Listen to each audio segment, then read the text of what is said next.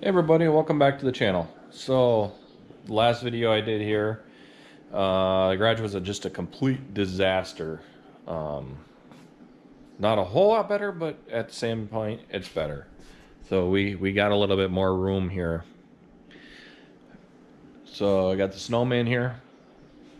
I got patches outside. So now that we're at this point, I got a cage on the way. I'm being cheap and just ordered a cage that fits instead of getting a bender and bending one up. So we're gonna go ahead and get this tore apart. Maybe start working on it today. I got a bunch of scrap metal I got to get out of here. So just figured I would start recording, and we're gonna get to it. So this is going to be transformed here pretty soon. We're gonna rip her all the way down to the frame and cab pretty much. We'll leave the suspension on for now. Their rear end is gonna get switched out. I got a 9-inch housing over there, leaning up against the wall. We'll get that narrowed and set up for this, and we'll get axles ordered, and excuse me, and we'll go from there. So I'm gonna try and leave the majority of the interior in so I can race certain classes, along with all the windows. The back window's gonna have to come out so I can do the rear down bars.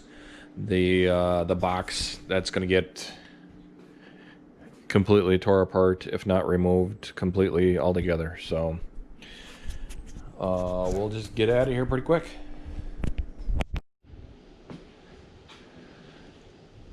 Welcome back. So as you can see, I've been a little busy getting the Sonoma ripped down. So we got the front end basically off the front clip. Pulled the harmonic balancer off because I got a new one and I want to make sure it was the right size for the truck spacing. Got one seat out of the interior, kind of messy underneath here. Box is still on here, but we're down to 2 bolts to get that off. They're really stubborn bolts, so we'll try and get them out. I got 1 bolt on this seat to get out, and that's being extremely stubborn as well, so I'll probably have to weld a nut to it and see if I can pop it loose. Busted an impact socket on it already, but it's a T50, so what do you expect? Everything's laying around right now, so I got roll cage tubing, got some of it in. This is the 12-point kit, and then I got my new balancer, like I was mentioned earlier. So that's an FSI balancer. So hopefully that'll do. That kit also came with a alternator pulley to compensate for the underdrive. So hopefully that'll work out pretty good.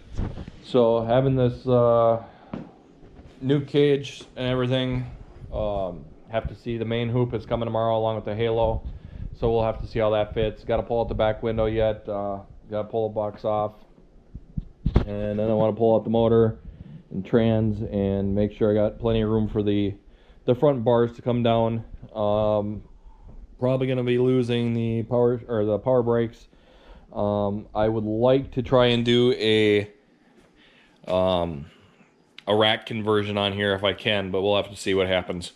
Might go with the lowered spindles. Money, that's definitely what determines on how far I'm going to go.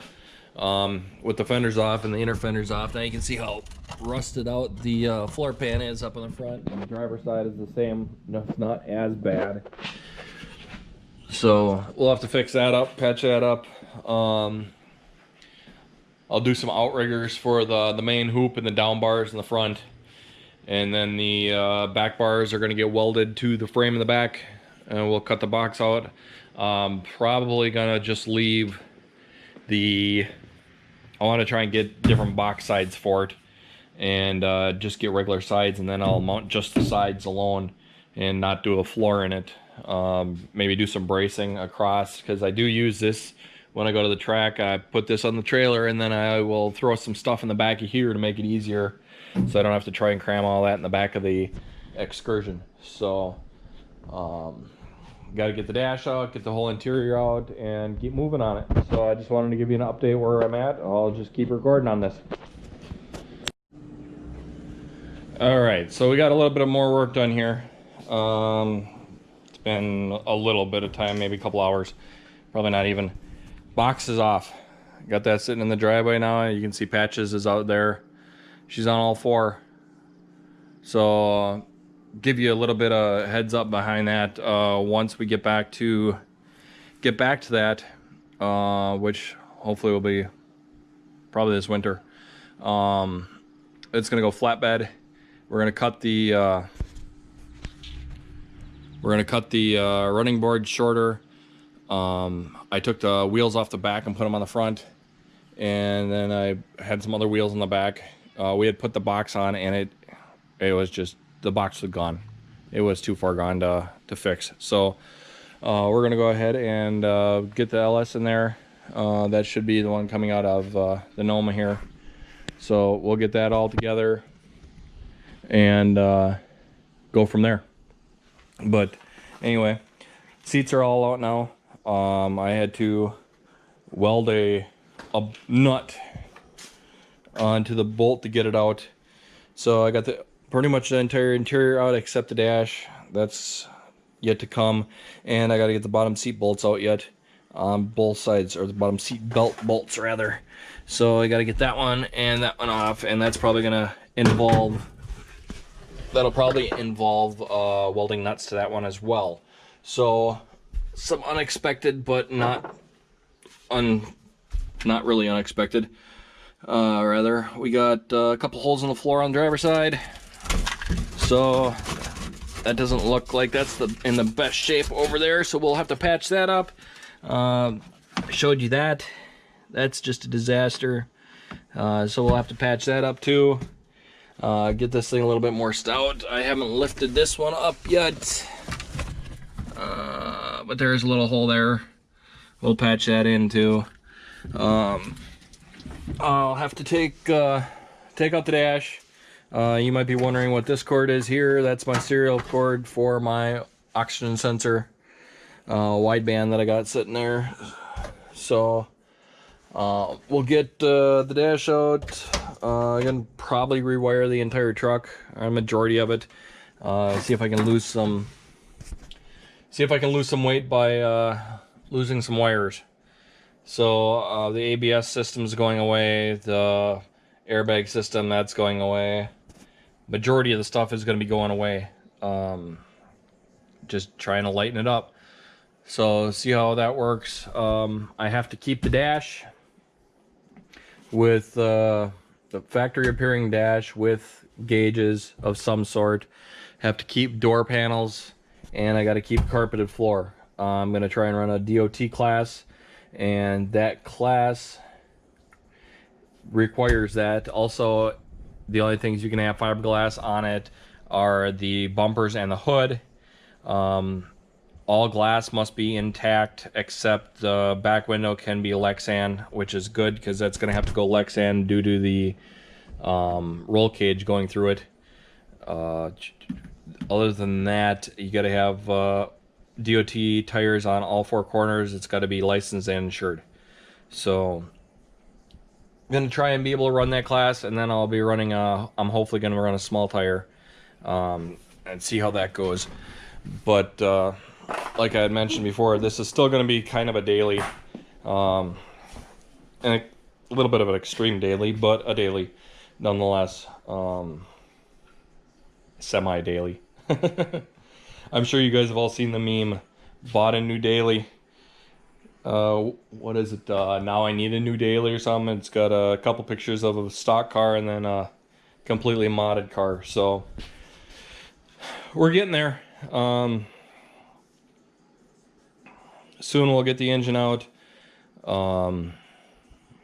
and I'll probably pull both the doors off yet, and before I pull the dash out or after. I don't know. I don't care. They're gonna come off. I'm hoping to get new doors for it. This one's actually in fairly decent shape. Driver's door has a big ass dent in it. So If I can get new doors for it, great. Front fenders, they got some rust in them. If I can get new ones, new as in new used. So if somebody else has got better fenders than I got and I can afford to get them, I'll get them. Right now is a great time to do the cab corners and rocker panels too. As you can see, they're pretty well toast. But all depends on funding. I would rather have speed parts than make it look good. So right now I would rather spend the money on a camshaft or a lower motor engine or lower mile engine rather than putting on body parts. So the last thing I'm worried about right now is body parts.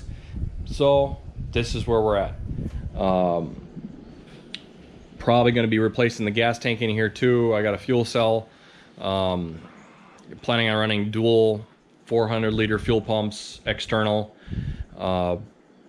See how everything works out here, but I want to push E85 through this truck with the turbo and see what kind of boost I can put. I'm not going to be putting a bottom end in the new lower mile engine. I'm just going to open up the ring gap and push for probably 1,000 horse. I'd like to get 1,000 horse at the wheels, but I know that 7.5 won't handle that. That's where we're going to build a 9-inch, and I'm not even going to build the 9-inch heavy. I probably should build it heavier than I'm going to, but yeah, you're going to have weak links somewhere. The tranny could be a weak link too. I'm going to build that better than what it is, but it could still be a weak link. Probably going to have to make a little bit more room in the trans tunnel for a shield. So I'll need to get a hold of one of those too. SFI shield and all that fun stuff. So there's going to be a lot of money stuck into this thing to try and make it go fast and be NHRA accepted. So it's not like I'm not out there street racing it. Even though I really could be, I don't want to, just because of the fact that I don't want to have my kids deal with me if I got in a wreck out there, and I don't want to have to deal with losing my license and all that BS. So rather than even attempt to do that, it's going to the track, and that's where it's going to be at. I'll tune out on the street, but it's not going to be full poles or anything. I'll get it tuned at the track, and it'll be good. So that's where we're at today. I'll probably keep moving on it. It's going pretty good here. So see what we can do. But if you like it, great. Hit that button and subscribe and keep up with it. See what you think. Yeah. Until next time, catch you later.